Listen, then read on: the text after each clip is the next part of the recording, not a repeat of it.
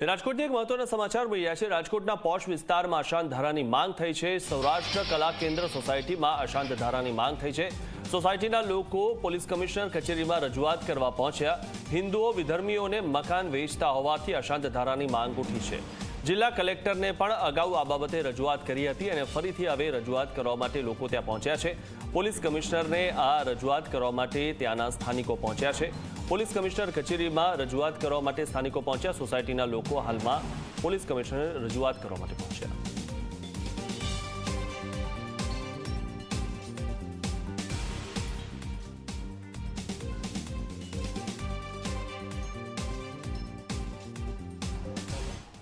રાજકોટની પોસ્ટ ગણાતી એવી સૌરાષ્ટ્ર કલા જે કેન્દ્ર સોસાયટી છે તેની શેરી નંબર 4 જે અઘાટ વિસ્તાર તરીકે જાણીતો છે ને આ વિસ્તારની અંદર અશાંત ધારા છે તે લાગુ કરવાની માંગ છે તે ઉઠી છે। કેટલાક જે વિધર્મીઓ છે કે તેમના દ્વારા આ સોસાયટીની અંદર મકાન છે તે લેવામાં આવી રહ્યા છે ને તેને કારણે જિલ્લા કલેક્ટર અને પોલીસ કમિશનરને રજૂઆત છે તે કરવામાં આવી છે। આપણી સાથે આ વિસ્તારના આગેવાનો છે, સોસાયટીના રહેવાસીઓ છે, તેમની સાથે વાત શું રજૂઆત કરવામાં આવી છે અને ખાસ શું માંગ છે?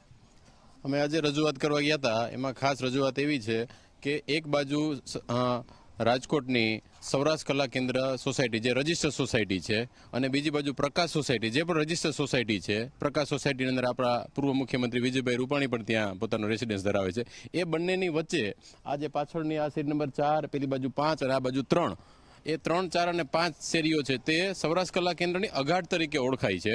એ 3 શેરીની અંદર 118-20 જેવા મકાનો રહેલા છે। અઘાટ હોવાના કારણે વિધર્મીઓ તેનો અઘાટનો ફાયદો લઈ અને ત્યાં મકાન લેવાનો પ્રયત્ન કરવાનું ચાલુ કરેલ અમને જાણવા મળ્યું। એકાદ મકાન એણે લીધું છે।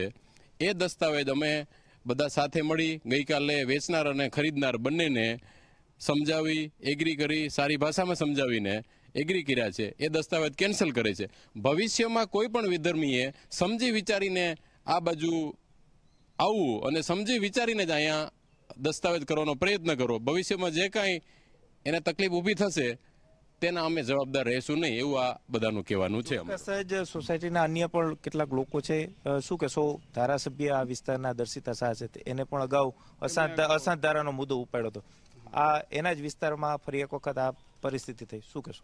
અમે એમને દર્શિતાબેનનાથી 2-2.5 મહિના પહેલાં અમે રજૂઆત કરેલી છે, જે બધાના સાયન્સ લઈને અમે એમને રજૂઆત કરી હતી કે આ રીતે એક મકાન ગયું છે, જો બીજું ન જાય એના માટે તમે આ વિસ્તારને પ્રાઇવેટ એરિયાને, અઘાટ એરિયાને તમે અશાંત ધારાની અંદર ભેળવી દો, જેની અમારી બધાની રજૂઆત છે, જે અમે ઓલરેડી કરેલી જ હતી।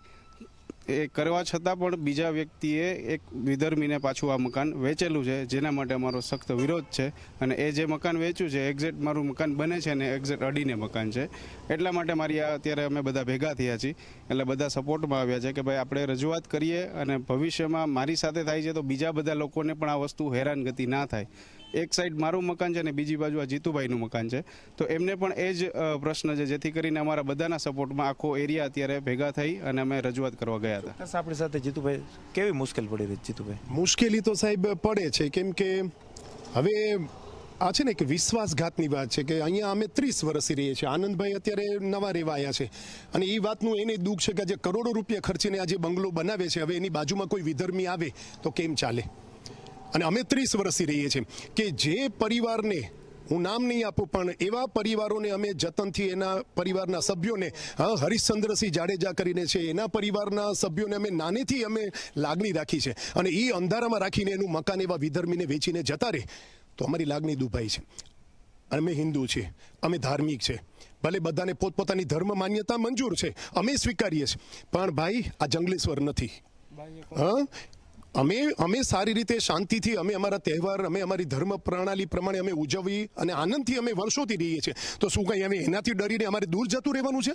અને આ બનશે જ। રાજકોટમાં આવું થયું છે। આમ્રપાલી પાછળનો વિસ્તાર જે પેલા સારો વિસ્તાર ગણાતો, મોંઘો વિસ્તાર ગણાતો, સારા રહીશો રહેતા હતા, 1, 2, 3, 4 એવા આવવા માંડ્યા અને એ લોકો ઈરાદાપૂર્વક વધારે કિંમત આપીને એ રીતે મકાનો લે છે અને પછી એ મકાનોની કોઈ કિંમત આવતી નથી ને આપણા હિન્દુઓ એ ડરીને ભાગીને પછી એક વેચીને જતા રહે છે, જ્યારે એની સોસાયટી, એનો મુદ્દો વધી જાય છે।